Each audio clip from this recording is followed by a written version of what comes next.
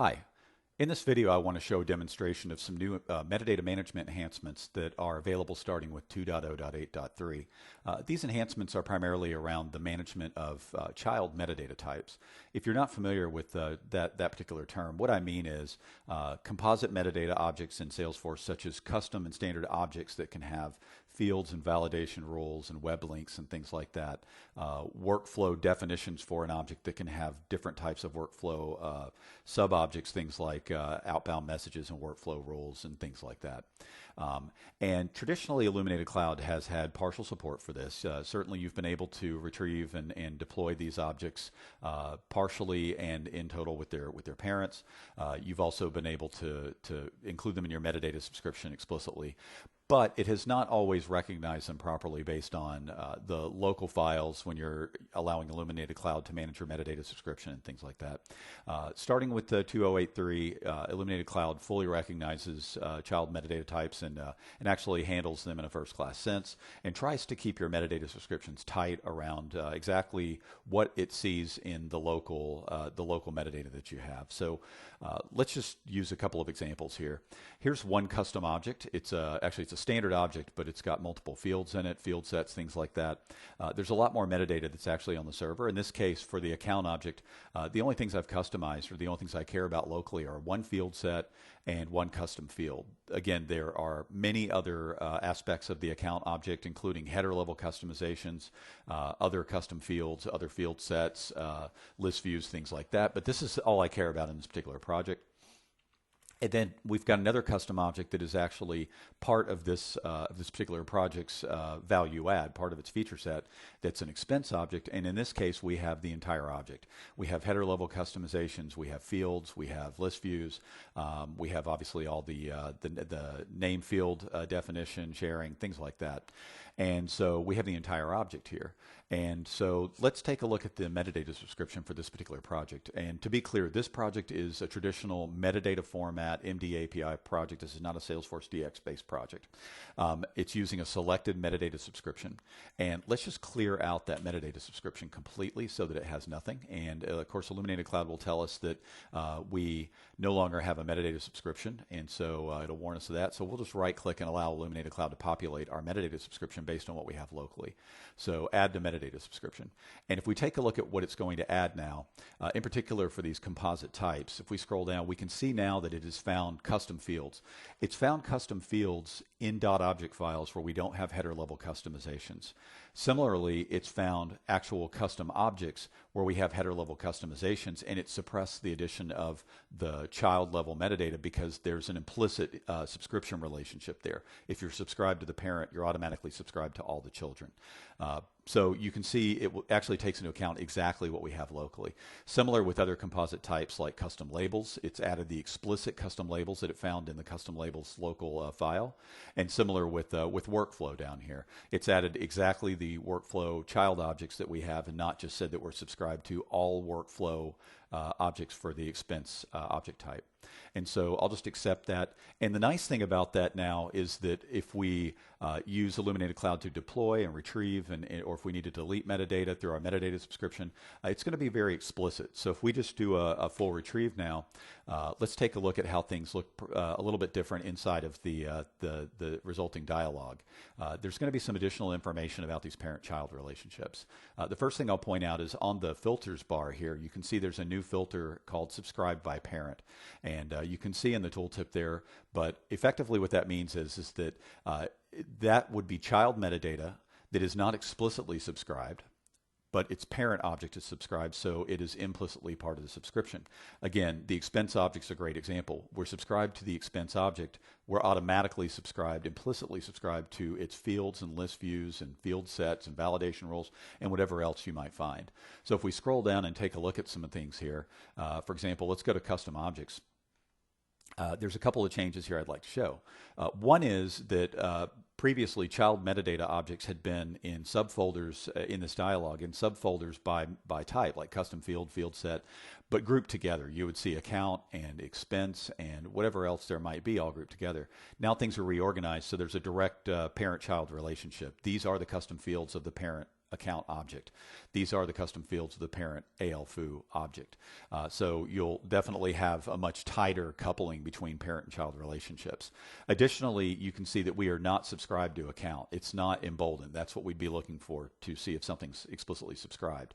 But we can see that we're subscribed to its fields and field sets that we have in the local file.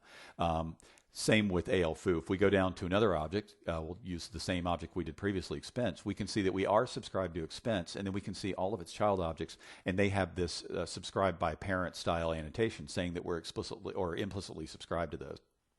If we didn't want to see that information, we could just uncheck this and scroll up slightly, and now we can see that the implicit subscriptions are gone, and only explicit subscriptions are shown at the child metadata object level. Again, I would generally leave this on because it gives you a nice view of exactly what it is that you're working with, but it does give you the ability to clean up the view if you want to see exactly what's in your metadata subscription. So if we go ahead and do a retrieve for merge, we should get a very clean diff, and of course that's going to be helpful to recognize what's changed on the server versus what's changed locally, so that you can actually merge things nicely. In this case, I don't have any differences between the server and the local project metadata, so we're not actually going to see any differences other than things like local only files, jest tests, and Lightning Web Component like ESLint files, things like that if they exist. So I'm using an external diff tool. You've probably seen this in some of my other demos. I'm using Beyond Compare. I happen to like it better than the built-in diff tool, so that's why this doesn't look like what you're used to if you don't use an external diff tool. I'm going to go ahead and focus on just the source directory, the only place there are diffs, and we can see that the only real difference is that we have a Lightning Web Component test here, a jest test. So get a very clean diff. If I change this to all, we can see that all the files were retrieved, but these are the only differences when you actually focus on differences. Okay, so that makes for a nice clean diff. If you need to retrieve additional metadata, it becomes easy to do that as well. So we'll go ahead and open this back up, and one of the nicest ways to do that is to say I want to see only server, only not through my metadata subscription. So, and then I'm going to change to custom so I can pull in additional metadata. And now we can see things that are on the server that we don't have locally. So for example, if we go down to objects and take a look at account, we have some of the fields, but not all the fields. We can see that here are some of the fields that we don't have yet. So if we wanted to bring these down, we would just check these and bring them down. And you can see also that it's going to now annotate this as saying, I've temporarily subscribed to this by explicit selection. This doesn't make this part of my metadata subscription, but for now, it's going to act like it's subscribed for the purposes of this particular retrieval. So we'll bring down that object, and we'll bring down this web link, and let's scroll down. We'll go ahead and bring down this entire event object, and we'll bring down, evidently we're missing a page, we'll bring down this page. And I'm just going to go ahead and say retrieve from merge. The reason I'm going to do a retrieve from merge is I'm working again with monolithic metadata files. So if I'm going to bring down a field that I don't have already locally for account, I don't want to just have that overwrite my local file because it's going to bring down exactly that one field. We'll take a look here. Here's what the diff looks like. This particular file on the left has exactly one field and exactly one web link. If I overwrote that, I would lose everything that I have here locally. So what I need to do is instead, I need to reconcile that. In this case, I can just take this field and move it right over here so that I have this field locally.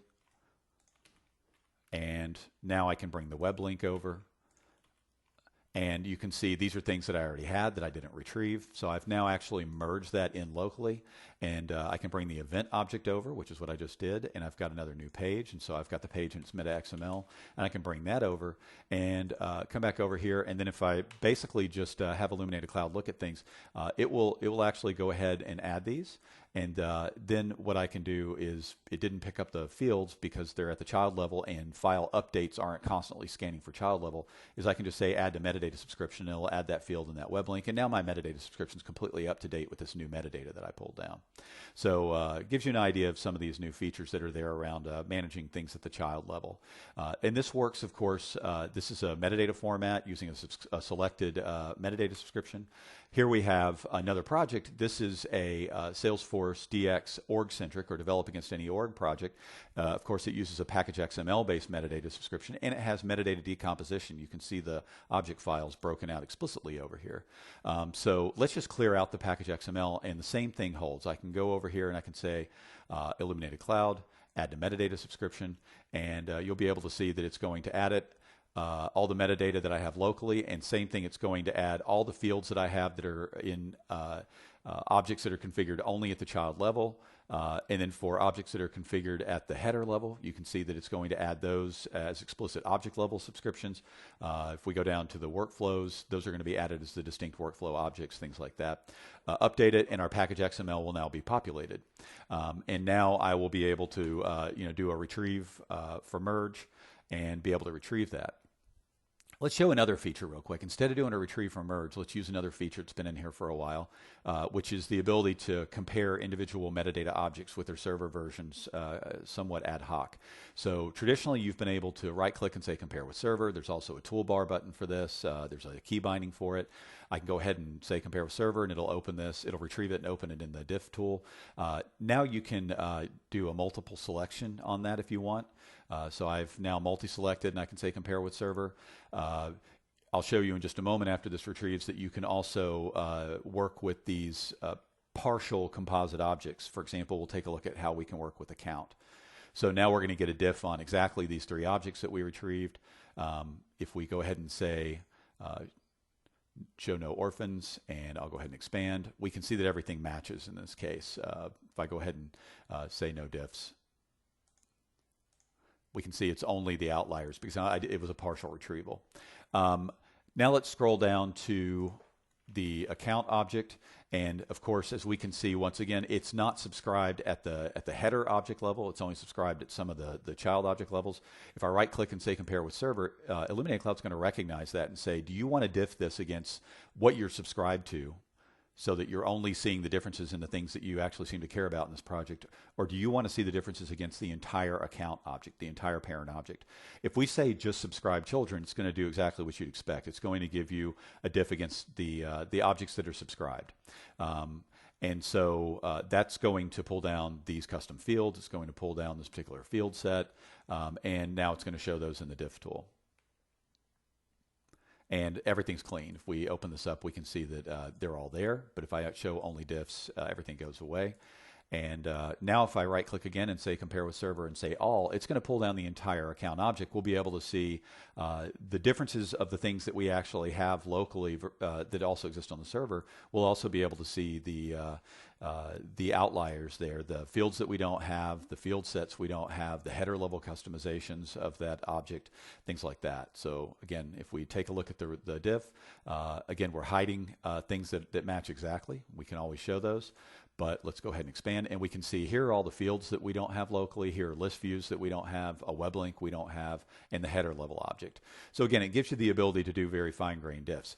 You can do those not only here. Now I've actually added that as a top-level action. So I can right-click on, say, this workflow object and go to Illuminated Cloud and say compare with server. And again, this works with multiple selection and folder-based selection and things like that. It's always based on the selected context. And it will allow you to compare what you have locally with what exists on the server. So it's going to retrieve that metadata. It's going to open it up in the diff tool without having to go into the deploy, retrieve, delete dialog. Again, no differences here in this particular object, but you can see it pulled down the server version and the local versions on the right. If I were to right-click, in this case, I want to look at everything for my expense tracker application. By the way, this is also available as a toolbar button. It will pull down in diff just the metadata that's been folded with expense tracker, and we'll diff that. So very powerful tool for being able to rationalize what you have in your local project with what's on the server without having to go into a different dialog in order to see those differences. So here's our set of differences. Again, I don't really have anything. What you'll probably see here if we expand this is focusing on expense tracker.